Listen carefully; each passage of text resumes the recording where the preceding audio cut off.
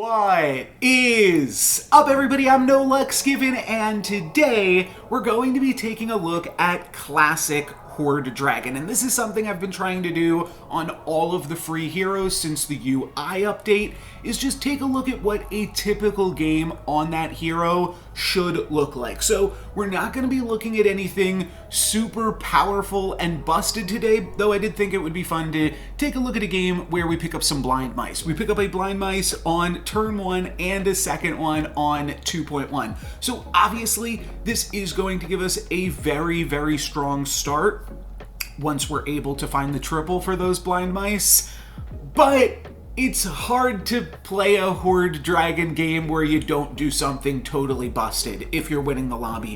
Hoard Dragon is just really good at doing a lot of different potential busted things. I've talked a lot in the past how it is a pretty good hero to find Hatball on. It's also very good at finding some over-leveled treasures before the rest of the lobby, and it can also find tier 7 treasures to close out the game. So all of those things can of course be very, very powerful, and it really is typical Hoard Dragon to do something powerful in that regard.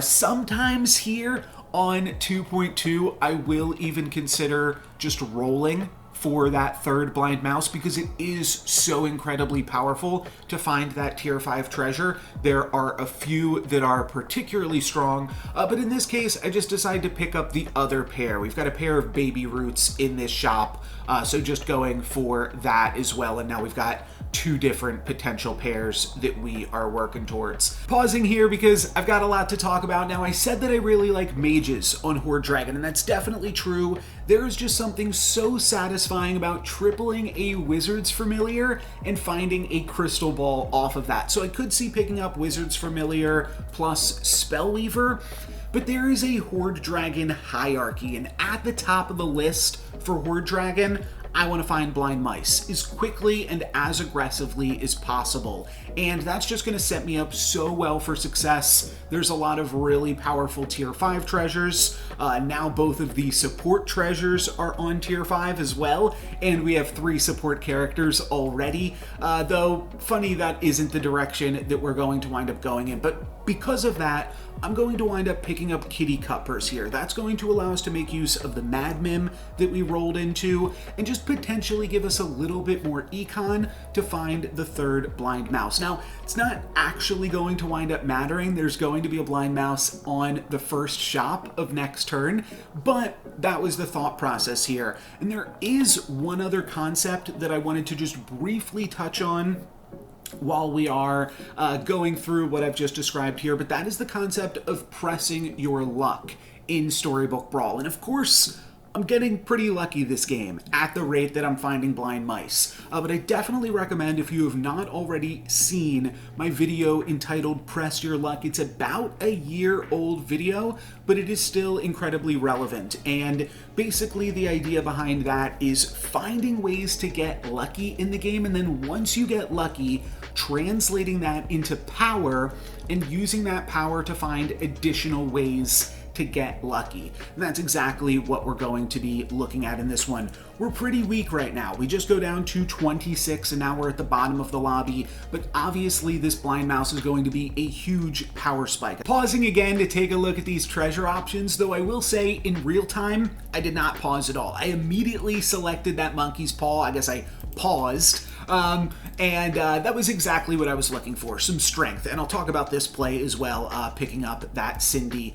Just wanted to potentially get some progress on Cindy to make my way to a tier 3 treasure in the future. Monkey's Paw, though, that is going to be a huge power spike. That is the most powerful treasure that you can grab this early in the game with Hoard Dragon, and we need it. Now, Staff the Old Toad, right next to it, is one of the most powerful tier 5 treasures, and that's why I brought up that press your luck concept. Now, we did get very lucky finding that blind mouse, and what we're going to do with that is not get greedy. We're going to get strong. Getting greedy would be taking the staff here. Getting strong is taking the monkey paw, pausing, if you will, and grabbing the monkey's paw and using that strength from the paw to then find additional ways to get greedy and get lucky in the future. And that's basically the whole concept of pressing your luck in Storybook Brawl. Like I said, I also pick up the Cindy so that way we're making progress towards additional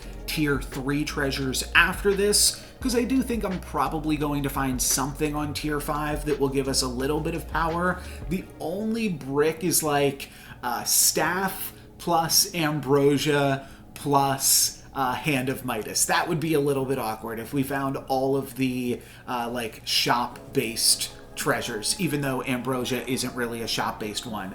That would be not exactly what we were looking for. We might just lose if those were the treasure selections that we'd find. We would take staff in that case. And I should say too, part of the reason that I paused it, if you are not familiar with Staff of the Old Toad, what it would do is it would actually make it so that while we are level 3, all of our characters that we see would be level 3, and then as soon as we hit level 4, then we'd only see level 4 characters. And from there, then it gets very easy to triple a level 4 character, find another powerful level 5 treasure, and it is a strategy that I've used before on Hoard Dragon, but it is very, very risky, and you have to be strong enough with the other things that have happened in the game to even justify taking that, because otherwise you're just going to die. The characters in the shop will be too expensive for you to even purchase, and you'll probably die before you have that second tier 5 treasure. So we are doing very well here now, despite being on the bottom of the lobby. This is something that you'll see sometimes in your games. There will be a Hoard Dragon that very quickly goes down to the bottom to 8th place and then just doesn't lose any more health for the rest of the game. And I think that that might even be the case in this one. Maybe we lose one more combat, but for the most part, we are going to be really, really ridiculously strong. We get to add another, I think that's me pointing it out right now, that I am in 8th place. And despite that, you know, somebody's going to see that we're in 8th place and they're going to try to flex on us by picking up a Wish Upon a Star, but no, no, no. We are way more powerful than you might think for being in 8th place right now. Then we get to pick up another treasure, triple off those baby roots. Fancy Pants seems good enough. I don't really need the stats from any of the other ones. And then here I get to pick up both a pair and a card that is really super synergistic with the Monkey's Paw. So going to wind up picking up a pair of Princess Peeps here, and just overall feeling really, really good about our position in the game. I'm also going to wind up casting this Magic Research. I think I cast it on the Kitty Cup Purse there. Give us a little bit more chances to slay.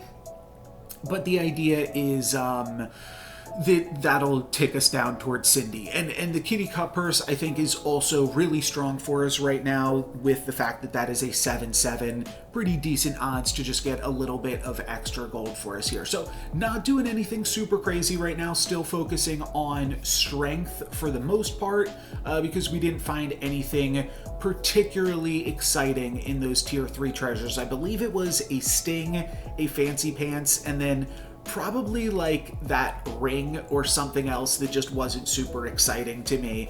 This shop is pretty interesting though. We've got a pair with the Lightning Dragons and a pair with the Kitty Cup Purse, and then we also have a spell that we can cast with the Cindy. So it's just a matter of which of these things do we want to pick up? Do we want to even try to make the Lightning Dragons work?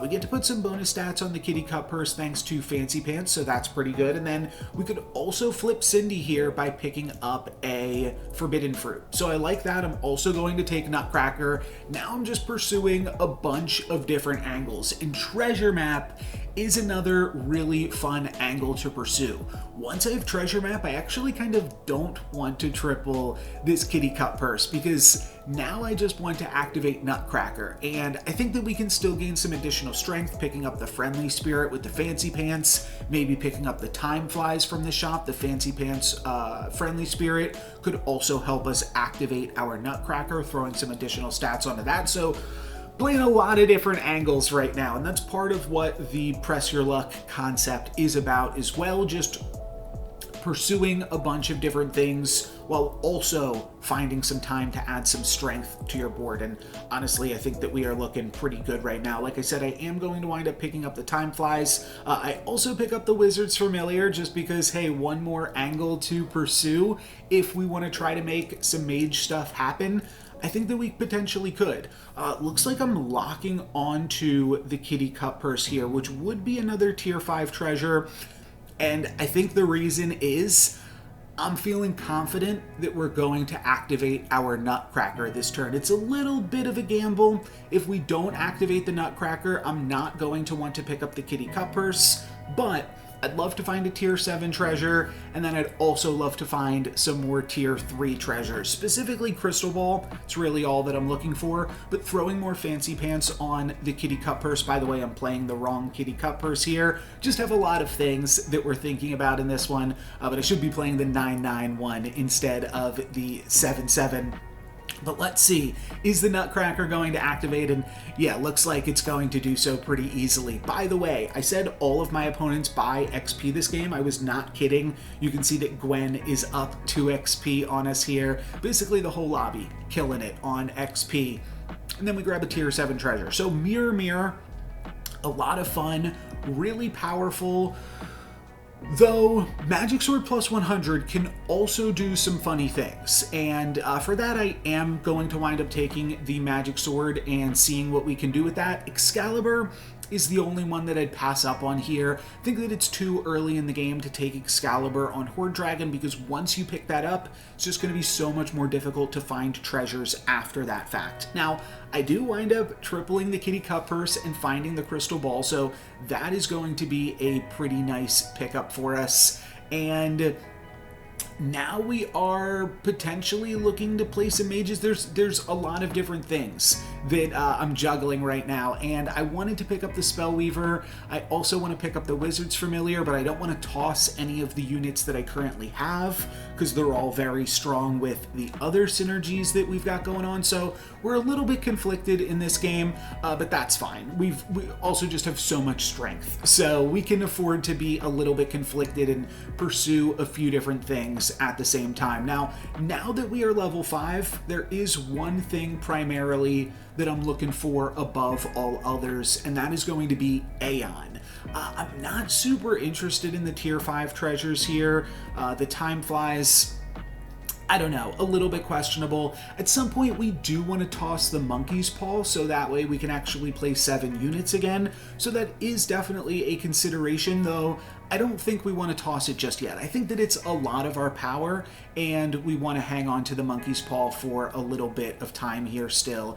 And I'm going to wind up ending one of my units, so that way I can get back down to only playing 6 of them, and might as well just end on the Shoulder Fairies. Oh no, I do actually go for the Nutcracker. Well, I think that that's fine too. The Shoulder Fairies being a little bit bigger, Nutcracker would have given us a little bit more health, and then I wind up not locking onto another Shoulder Fairies here. I really want to use my gold to pick up an Aeon, and then we'll have Aeon plus Crystal Ball, and I think that that will set us up really well for the end game. The other thing, I haven't talked about this too much, but Aeon is going to slay. If we can find an Aeon and we get that first attack, we've got Magic Sword plus 100. So we're going to be able to slay with Aeon, just like we're doing right now with the Feasting Dragon. Now, I wind up mix-a-whizzling the Shoulder Fairies here. Like I said, a lot going on in this game. A lot of brains like overloaded right now, thinking of a bunch of different ways that we can play this. I do think that that was a wrong play though, and I should have mix-a-whizzled the Spellweaver if I was going to mix-a-whizzle at all, because then I could have maybe tripled a tier 4 character like Friendly Spirit or Feasting Dragon. Now, I wind up tripling the Friendly Spirit anyways, and we could pick up a sword or a saber here to replace the Monkey's Paw, though I think we're actually playing Monkey's Paw at this point. The fact that we picked up that XP last turn was a little bit of a game changer. I was planning on just going into mages. Like I said, I really like forcing mages while I'm playing Hoard Dragon, but I figured I would try out new Summoning Portal now that it is on a tier 5. Just because it works so well with the Monkey's Paw and the Magic Sword plus 100, I think that all of these treasures synergize together really well. So here I went for synergy rather than just allowing my power to carry me and it's going to work out reasonably well for us. We're just going to continue to be very strong, and this turn I think I do make a little bit of a mistake with it. I wind up picking up this Bearded Vulture and Sporko here and just continuing to stay strong, but I don't know. I go back and forth on where I should have gone for this game because we're 6.0, we just bought the XP, and like I said, I've just been kind of wishy-washy, I would say, throughout this game, going back and forth between different strategies and such.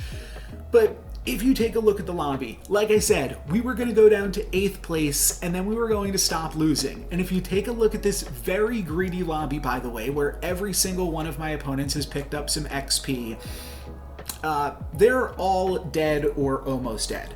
They're within one shot, everybody in the single digits for health. So just kind of thinking at this point, I shouldn't try to worry about finding the Aeon, finding the Crystal Ball. Like I said, everything's happening kind of quickly, so I didn't have time to vocalize this, but that basically became my thought process, is let's just try to win 2-3 combats and end this game as quickly as we can, which I think is not the typical Hoard Dragon performance that you think of, though I think that it is a really strong way to play Hoard Dragon, is to just play summons or whatever random stuff presents itself. In this shop, we've got a Lady of the Lake plus an Empress P, and I'm going to change my board again a little bit slightly to accommodate that. I'm going to have to sell off some things here to pick that up.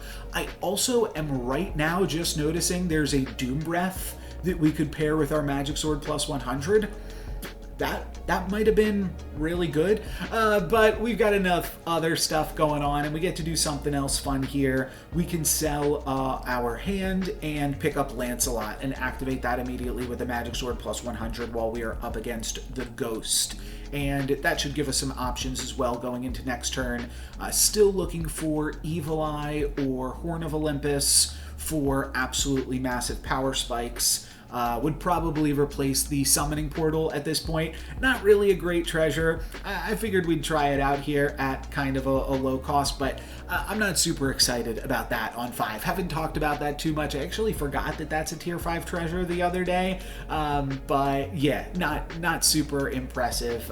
So let's see if we can replace that Summoning Portal now with something from Lancelot. Oh, that's right, we grabbed tier 6 treasures. We're Hoard Dragon. What am I thinking? Okay, so Ivory Owl is an option, but there's only one combat left in the game, so maybe not that one. Wand of Weirding, also decent, but again, like, the game's almost over. Let's just take Spear of Achilles and let's end it and see how quickly we can do that. We're just going to play like a weird hodgepodge here. We actually get to triple the Wombats in Disguise and pick up a Mimic Chest, and don't want to pick up Pandora's Box or Embiggening Stone. They're not going to do enough with only one combat left, but Mimic Chest to double up the Monkey's Paw and the Spear that we just picked up I think is good. I don't actually think that we need all of the attack from the Magic Sword plus 100. Getting some more health on that Friendly Spirit I think is actually going to be pretty big, and for that I'm considering just picking up the Oni Tyrant, getting a little bit more health because it's a monster. And then I see an Empress P in the last shop, I grab it, but I don't have time to put it into the right position. So a little bit awkward, though it's not going to matter. We're just really strong. Even with my opponent playing Hat and Ball and Ninth Book of Merlin, we are going to get by with our double spear is really going to be what carries us here, plus our Empress P and the other stuff. If we take a look, this combat, we were actually supposed to lose it. So we might have gotten a little bit lucky. My opponent had a really good treasure selection there. You can see we were only 40% to win, 60% to lose. So we definitely got a little bit lucky. Kind of happened throughout the entire game, I think, but I'm not going to complain. That is going to be it for me today, guys. Thank you very much for watching. I'm No Lex Given. Peace.